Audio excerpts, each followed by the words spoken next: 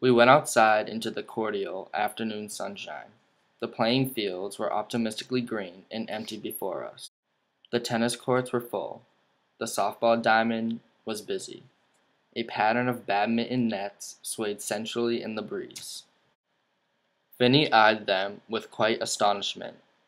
Far down the fields toward the river there was a wooden tower about 10 feet high where their instructor had stood to direct the senior calisthenics.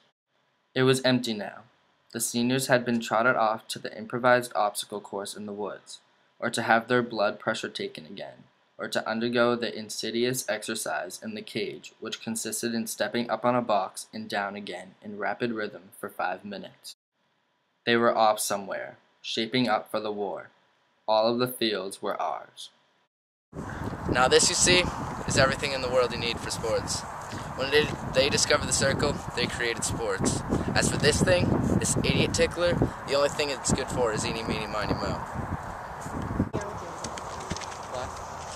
All you need is a frisbee. Finney! Gene! About time we got a little exercise around here, don't you?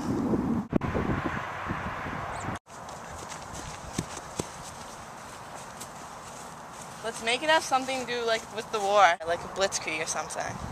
Blitzkrieg. We can figure out some kind of blitzkrieg frisbee. Yeah, we'll call it a blitzkrieg frisbee. Or just blitz disc. Yeah, blitz disc. Start running. Not that way, towards the river. Don't hug it, hug somebody else.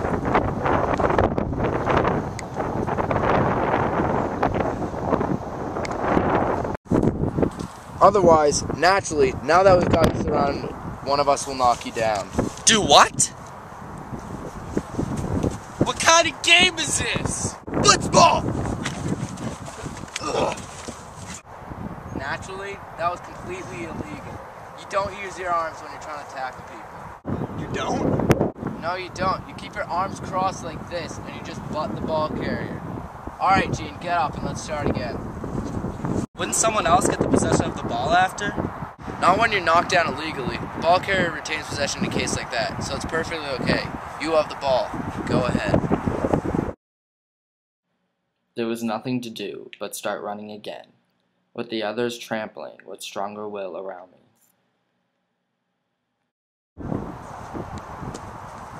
It is perfectly okay for the frisbee to touch the ground when it is being passed. Knock him down. Knock him down? Are you crazy? He's on my team. There aren't any teams in blitzball. We're all enemies. Knock him down. Alright, now you have the possession again. Tom can fill. I would have thought possession passed. Naturally. You gain possession of the ball when you knock him down. Run. Step back. I don't want it! Alright, stop. Now that leper has just brought out a really important fine point of the game. The receiver can refuse a pass if he happens to choose to. Since we're all enemies, we can and will turn on each other all of the time. We call that the lapalier refusal. Here, Gene, the ball, of course, is still yours.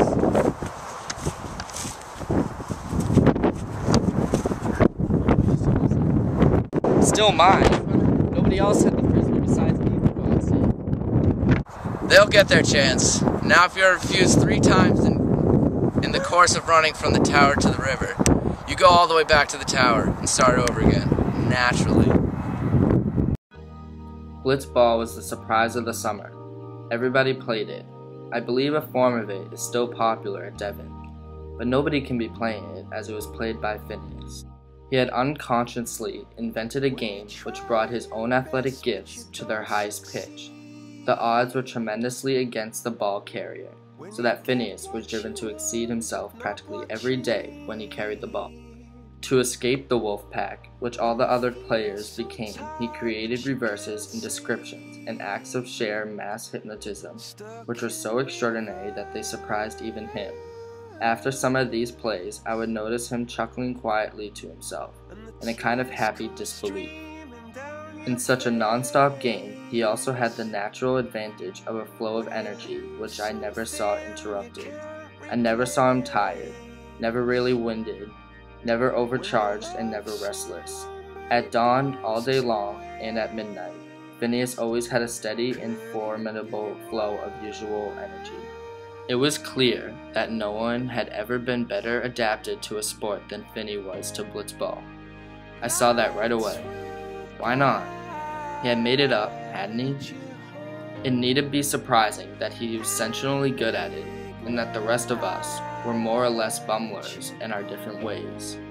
I suppose it served us right for letting him do all the playing. I didn't really think about it myself. What difference did it make? It was just a game. It was good that Finney could shine at it. He could also shine at many other things, with people, for instance, the others in our dormitory, the faculty. In fact, if you stop to think about it, Finney could shine with everyone. He attracted everyone he met. I was glad of that too. Naturally, he was my roommate and my best friend. But if you never try, you'll never know.